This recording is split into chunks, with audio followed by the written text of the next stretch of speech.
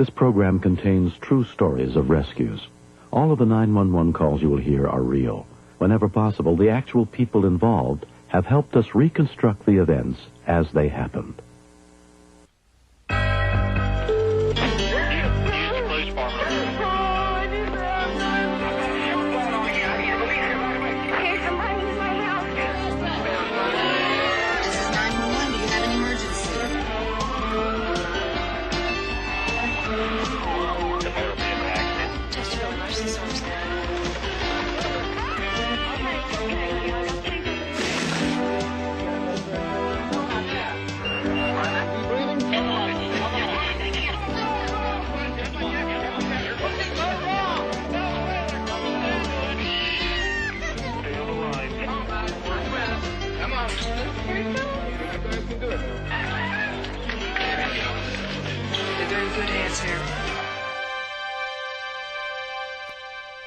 Three times a week, Pastor Dale Osmond visited nursing homes and hospitals in and around Somerset, Kentucky, spending time with ailing members of his congregation.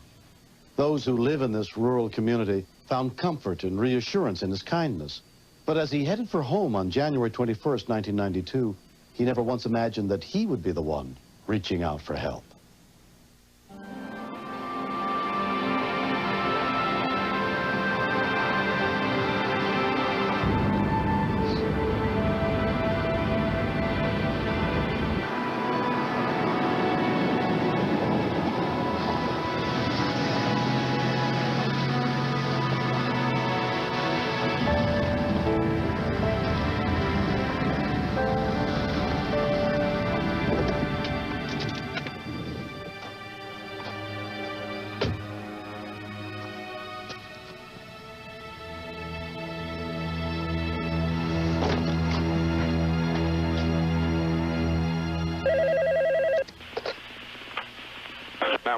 This Brother Osmond, someone broke into my house.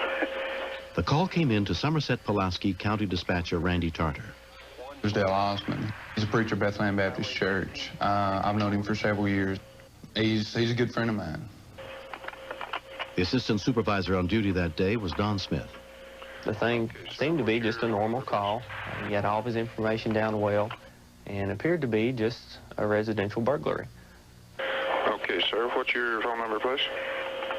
Wait a minute. 13, wait a minute.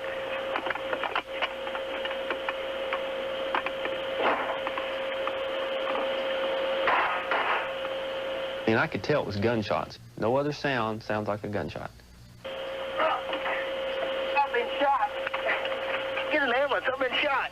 Okay, sir. The ambulance No, hurry. at 14 Highway 1664, the man is shot. I'm shot. Hurry. I had been in training for about 2 weeks and I'd been on the radio about 1 week. Yeah, I was shaky. I was shaky because that was one of the first major calls that I'd ever taken. Don took over the call. Sir? Yeah. I need to get some more information from you. Where were you shot at? In the leg. Who shot you? I don't know who he was. He come up the steps of the basement. Is there anyone there with you? No. Okay, can you get to a towel or something to try to stop the bleeding? I can't move. My legs kill me. Okay, let me talk to the ambulance just a minute. You stay on the line with me, okay? Mr. Osmond lived 15 to 20 minutes from our base. Now, this is not 15 or 20 minutes as you and I would get in our Sunday vehicle and drive. This is 15 minutes running wide open as fast as you can go in an ambulance. Not moved is unable to dispatch any unit near Nancy. What's your traffic? 24 have a burglary. Also, the owner's been shot. Break. Route 604. I'm gonna pass out. You leave that phone up, okay? Can you lay down? Yeah, I'm down. I'm in the floor. Can you tell me what you were shot with? It's my old gun. Go ahead. What caliber? It's a 22. Don't you try to talk just later. There's no way you can get something on that leg to try to stop the bleeding. I can't move. It's hurting. Okay. Can you put your hand over the hole or something? Big knot there. I can't get my pant leg up. Okay. Oh. Call my neighbors. Get somebody over here to help me. He asked me to call his neighbor, but from day one in dispatching, you're taught if you have a critical caller, never hang up. What's your neighbor's name? Mr. Osmond needed help bad, and the nearest unit was still 15 to 20 minutes away. I had to make the call. Okay, I'm gonna hang up and call your neighbor, okay? Yeah.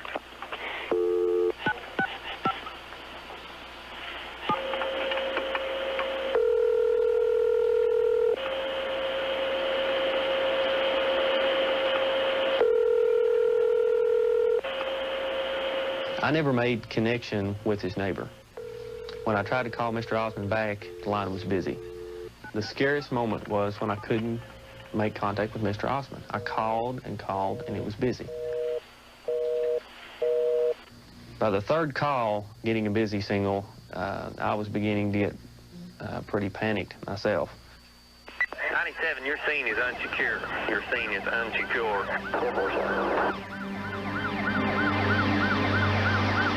When we continue. When Dale Osmond was shot during a break-in at his house, 911 dispatcher Lieutenant Don Smith was afraid he might bleed to death before medics arrived.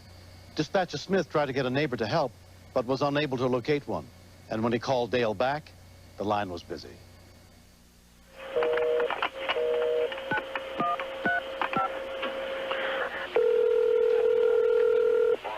White guy, black guy.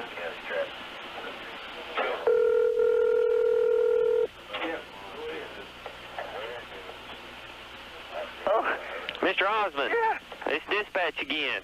I couldn't get your neighbor to come. I called another one. Okay, the ambulance is almost there. Okay, let me tell you, it's real important if you can tell me what the guy looked like. Can you do that? Yeah. He had a bugging on and a brown coat. Okay. What kind of pants did he have on? Good. Blue jeans. Blue jeans? Okay, can you tell me what color hair did he have? Oh, it's kind of light brown. Light brown, okay. What, was he a white person or a black person? Oh, he's white. Okay. Let me tell the officer that, okay? He sounded like you'd hear in a horror picture of a ghost just reeling and screaming. A lot of times, the screams were so loud through the phone that I would have to hold the phone away from my ear. Let me ask you something. Did you hear him pull away in a car? No, there ain't no car here. No vehicle. The gun is in the rescue. Dispatch 124. The victim says he didn't hear a vehicle leave. He didn't hear a vehicle leave. Subject possibly on foot. Within 10 minutes of the shooting, Dale's friend J.C. Tarter got to the house. Somebody's here. Dibble. Yeah. Okay, who is it? He was in quite a bit of pain. His shin was swelled real big and it's black. It was hard to get his pants up to enough to even see his leg. The bullet looked like it cut the main artery with so much blood inside. Who's that there with you? Hello. Who is this? This is J.C. Tarter. I'm at the Bethlehem Baptist Church Parsonage in Naoma. Okay, I'll tell you what to do. Keep him as still as possible. Okay, can you tell me about how many times he's been shot? He don't know. Okay, come in. Can you tell me if there's a lot of bleeding or not? No, it doesn't seem to be that much. Okay. There's quite a bit of pain. They got a good accelerator. Need to use it. 431? Yeah. Here they are. Okay, who is it? Here they are. Sheriff's Deputy William Ryan assessed the victim as soon as he got to the scene. He was in a lot of pain. His left leg had really swollen a lot. I felt like that it must have hit a big artery because it was real blue and swollen 3 times as big as it should have been. I didn't know if he's going to make it or not. Paramedic Mark Perkins and his partner arrived within 25 minutes. The first thing I noticed when I got out of the ambulance, I could hear the patient screaming, and we were about halfway down the driveway from the house. They'll be right here. Come on in, guys. It's secure. Oh, dude! 22 caliber weapon is one of the most dangerous handguns. It's a low velocity weapon. A 9mm will go through the human body while a 22 will stay in the human body and bounce around. So I've got to worry about the bleeding of the patient, the bones, and just how much damage this thing has done. I was concerned about the limb, but not as concerned as I was about the whole life. The leg would be a bonus if we could save it, but we needed to save him. Because the nearest major trauma center was more than 80 miles away in Lexington, Dale was taken to the local hospital. At Lake Cumberland Regional Hospital, he was examined by a team of doctors, including surgeons Keith Sinclair and Don Brown. It was almost as if the bullet had eyes to go to the worst part, because he hit the artery right where it branches off in 3 places. Mr. Osmond, I'm Dr. Sinclair. I'm one of the general surgeons here.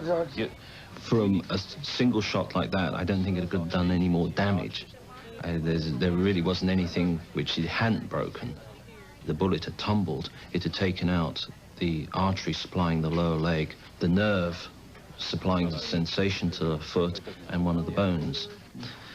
I've seen patients like Dale with injuries to lower extremities not only lose their legs from such injuries, but also die.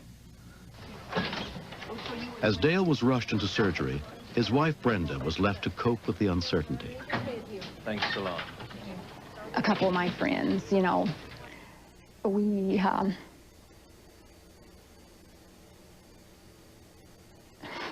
at that point, we gathered together and had a word of prayer, you know, in private. And after that, I felt better. I felt like regardless of what, regardless if Dale's leg did have to go below the knee or whatever, you know, that we could make it and be fine. His life was what was important.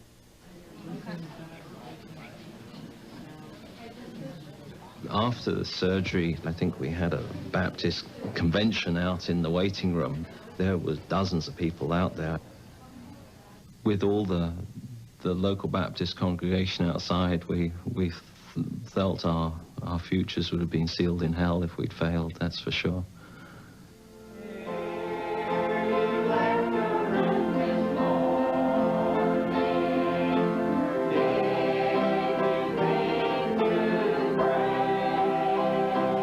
I've been blessed in a lot of different ways. After I was discharged from the hospital, I asked my own physician what would have happened if they'd flown me to Lexington by helicopter that day. And he said, no doubt I would have lost my leg, and I may have lost my life. So I was really thankful to the Lord, really, just to be alive and to be able to still carry out what God had called me to do.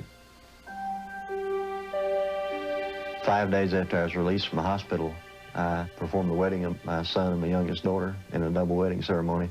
I always cry at weddings, but this was especially important because God had been good enough to me to spare my life where I could do it. He said he was small for his age. The doctors were telling him he's big for his age. Mom said he was 14 years old. Oh. If anyone comes home and finds that their home has been burglarized, they should not go in the residence. They should go to a neighbor's house or to a friend's house and summons for help.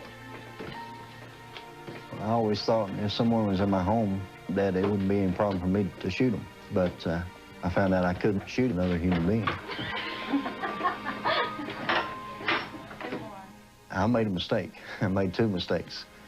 Number 1, I picked up my own weapon. Number 2 is I should not have entered the house to begin with. The young suspect was subsequently arrested and found guilty of burglary and assault, but in response to Dale's request, was only sentenced to 5 years probation. Ever since I've been a pastor, I've been trying to help people. I did not think prison would help this young man. Do we follow the golden rule? Do we follow the Word of God? Are we willing to forgive people when they do wrong? I can live with what's been done to me, and I'll make it. I just feel sorry for him. If I tell a lie, it not only affects me, it affects my wife, and it affects my children. He's enjoying life. Anything that he can possibly do, he does. He really does. He's not one to sit down and quit. Dale's always been on the move, and this has just simply slowed him down a little bit.